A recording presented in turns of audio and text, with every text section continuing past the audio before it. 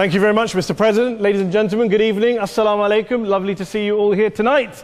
We are having a very entertaining night, are we not, with some very interesting things being said from the other side of the house tonight. Let me begin by saying, as a Muslim, as a representative of Islam, I would consider myself an ambassador for Islam, a believer in Islam, a follower of Islam and its prophet. So, in that capacity, let me begin by apologizing to Anne-Marie for the Bali bombings. I apologize for the role of my religion and me and my people, for the killing of Theo van Gogh, for 7/7. Yes, that was all of us. That was Islam, that was Muslims, that was the Quran. I mean, astonishing claims to make in the very first speech tonight, on a day like today, where the Conservative Prime Minister of the United Kingdom is having to come out and point out that these kind of views are anathema. And I believe you're trying to stand for the Labour Party to become an MP in Brighton. If you do, and you make these comments, I'm guessing you'll have the whip withdrawn from you, but then again, UKIP's on the rise, they'll take you, the BNP, they might have something to say about your views. This is what Mehdi Hassan always does. By the way, just on a factual point, since we heard a lot about the second speaker, about how backward we Muslims all are, on a factual point, you said that Islam was born in Saudi Arabia. Islam was born in 610 AD. Saudi Arabia was born in 1932 AD. So you were only 1,322 years off. Not bad? Not bad start there. Talking of maths, by the way, a man named Al-Khwarizmi was one of the greatest mathematicians of all time, a Muslim, worked in the golden age of Islam. He's the guy who came up with not just algebra, but algorithms. Without algorithms, you wouldn't have laptops. Without laptops, Daniel Johnson tonight wouldn't have been able to print out his speech in which he came to berate us Muslims for holding back the advance and intellectual achievements of the West, which all happened without any contribution from anyone else other than the Judeo-Christian people of Europe. In fact, Daniel David Levering, the author of the Pulitzer Prize-winning historian and author of The Golden Crucible, points out that there would be no Renaissance, there would be no Reformation in Europe without the role played by Ibn Sina and Ibn Rushd and some of the great Muslim theologians, philosophers, scientists in bringing Greek texts to Europe.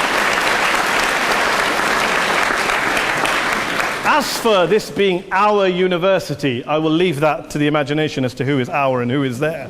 I studied here too. An astonishing set of speeches so far making this case tonight. A mixture of just cherry-picked quotes, facts and figures, self-serving, selective, a farrago of distortions, misrepresentations, misinterpretations, misquotations. Daniel talked about my article in the New Statesman, which got me a lot of flack, where I talked about the anti-Semitism that is prevalent in some parts of the Muslim community, which indeed it is. Of course, I didn't say in that piece that it was caused by the religion of Islam. In fact, modern anti-Semitism in the Middle East was imported from, finish the sentence, Judeo-Christian Europe, where I believe some certainly bad things happened to the Jewish people. In fact, Tom Friedman, Jewish-American columnist in the New York Times, told me in this very chamber last week that he believed, had Muslims been running Europe in the 1940s, 6 million extra Jews would still be alive today. So I'm not going to take lessons in anti-Semitism from someone who's here to defend the Judeo-Christian values of a continent that murdered 6 million Jews. Moving swiftly on. Yes. Absolutely. Well, I'm about to make that point. No, I'm about to make that point. You're right. I agree with you. I agree with you 110%. That is my point. I don't think Europe is evil or bad. I'm a very proud European. I don't want to judge Europe on that basis, but if we're going to play this gutter game where we pull out the Bali bombing and we pull out examples of anti-Semitism in the Islamic community, then of course I'm going to come back and say, well, hold on. I mean, look, let's be very clear. Daniel here was a last-minute replacement for Douglas Murray, who had to pull out. And Douglas and I have a well-documented differences, but to be fair to Douglas, as to be fair to Anne-Marie and to Peter, atheists.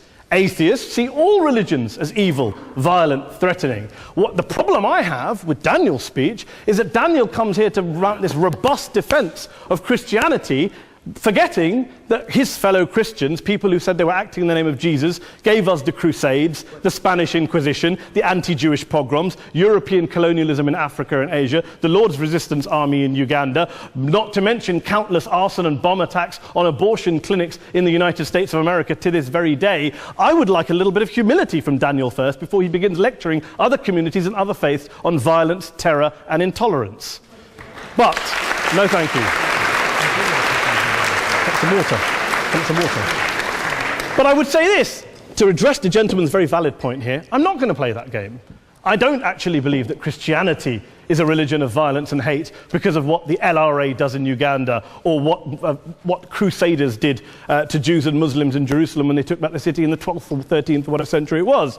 I believe that Christianity, like Islam, like pretty much every mainstream religion, is based on love and compassion and faith. I do follow a religion in which 113 out of the 114 chapters of the Quran begins by introducing the God of Islam as a God of mercy and compassion. I would not have it any other way. I don't follow a religion which introduces my God to me as a God of war, as some kind of Greek God of wrath, as a God of hate and injustice. Not at all. As Adam pointed out, you go through the Quran and you see the mercy and the love and the justice. And yes, you have verses that refer to warfare and violence. Of course it does. This is not a motion about pacifism. I'm not here to argue that Islam is a pacifistic faith. It is not.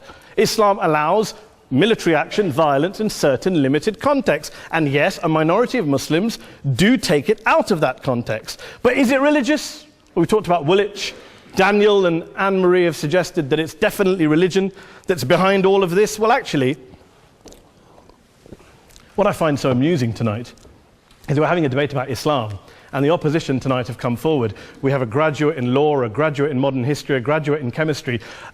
And, you know, I admire all of their intellects and their abilities, but we don't have anyone who's actually an expert on Islam, a scholar of Islam, a historian of Islam, a speaker of Arabic, even a terrorism expert or a security expert or a pollster, let alone to talk about what Muslims believe or think. Instead, we have people coming here, putting forward these views, putting forward these sweeping opinions. Listen to Professor Robert Pape of the University of Chicago, one of America's leading terrorism experts, who, unlike our esteemed opposition tonight, studied every single case of suicide terrorism between 1980 and 2005, 315 cases in total. And he concluded, and I quote, "There is little connection between suicide terrorism and Islamic fundamentalism or any of the world's religions. Rather, what nearly all suicide terrorist attacks have in common is a specific secular and strategic goal to compel modern democracies to withdraw military forces from territory that the terrorists consider to be their homeland."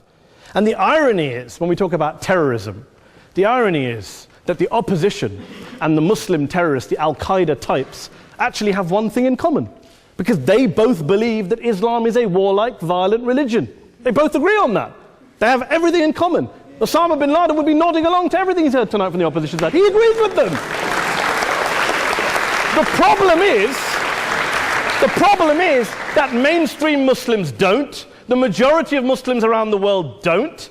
In fact, a gentleman here started quoting all sorts of polls. Gallup carried out the biggest poll of Muslims around the world, of 50,000 Muslims in 35 countries. 93% of Muslims rejected 9/11 and suicide attacks. And of the 7% who didn't, they all, when polled and focus grouped, cited political reasons for their support for violence, not religious reasons. And as for Islamic scholars and what they say, well, Daniel talks about our University of Oxford. We'll go down to Oxford Centre for Islamic Studies, get hold of a man named Sheikh Afifi al-Akiti, who is a massively well-credentialed and well-respected Islamic scholar, who has studied across the world, who in the days after 7/7 published a fatwa denouncing terrorism in the name of Islam, calling for the protection of all non-combatants at all times, and describing suicide bombings as an innovation with no basis in Islamic law. Go and listen to Sheikh Tahir al-Qadri, one of Pakistan's most famous Islamic scholars, who published a 600-page fatwa condemning the killing of all innocents and all suicide bombings unconditionally without any ifs or buts. There's nothing new here. This is mainstream Islam, mainstream scholarship, which has said this for years. You don't go out and kill people willy-nilly in the high street or anywhere else, on a bus or a mall, based on verses of the Quran that you cherry-pick without any context, any understanding, any interpretation, or any commentary. And a lot of us are campaigning against that. And we're campaigning against it in the name of Islam. We're campaigning against it in the name of various interpretations of Islam. Anne-Marie comes and scares us with her talk of Sharia law. I would like to see the book of Sharia law. It doesn't exist. People argue over what Sharia law is. And you empower the extremists by saying there is only one version. You empower them all. I don't believe you took any interruptions, Anne-Marie, so I think you should stay there for a moment. Here's what we're dealing with. Here's what we're dealing with. Here we are dealing with a 1,400-year-old global religion, followed by 1.6 billion people in every corner of the world, a quarter of humanity, of all backgrounds, cultures, ethnicities. And yet the opposition tonight wants to generalize, stereotype, smear in order to desperately win this debate. And here's my question, if we're going to generalize and smear.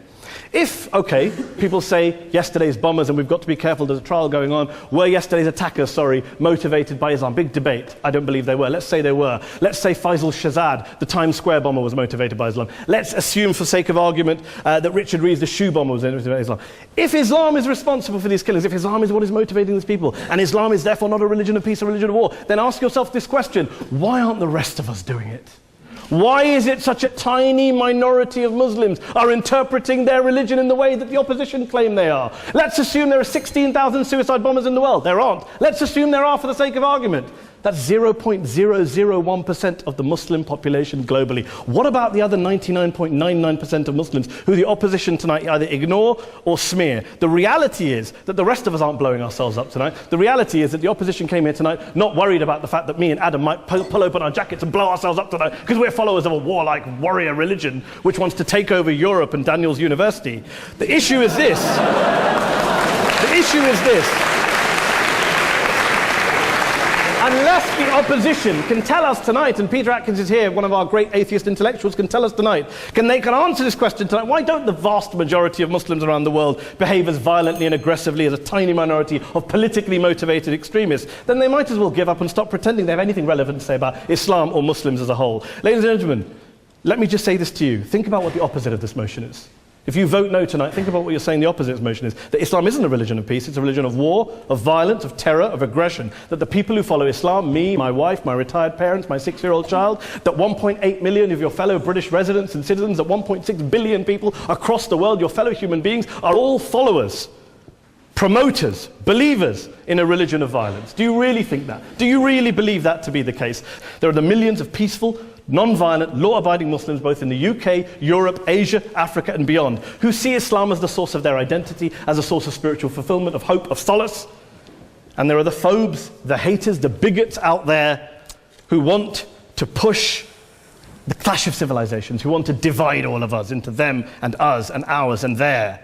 Ladies and gentlemen, I urge you all not to fuel the arguments of the phobes and bigots. Don't legitimize their divisions. Don't legitimize their hate. Trust those Muslims who you know, who you've met, who you hear, who don't believe in violence, who do want you to hear the peaceful message of the Quran as they believe it to be taught to the majority of Muslims, the Islam of peace and compassion and mercy, the Islam of the Quran, not of Al-Qaeda. Ladies and gentlemen, I beg to propose this motion to the House. I urge you to vote yes tonight. Thank you very much for your time.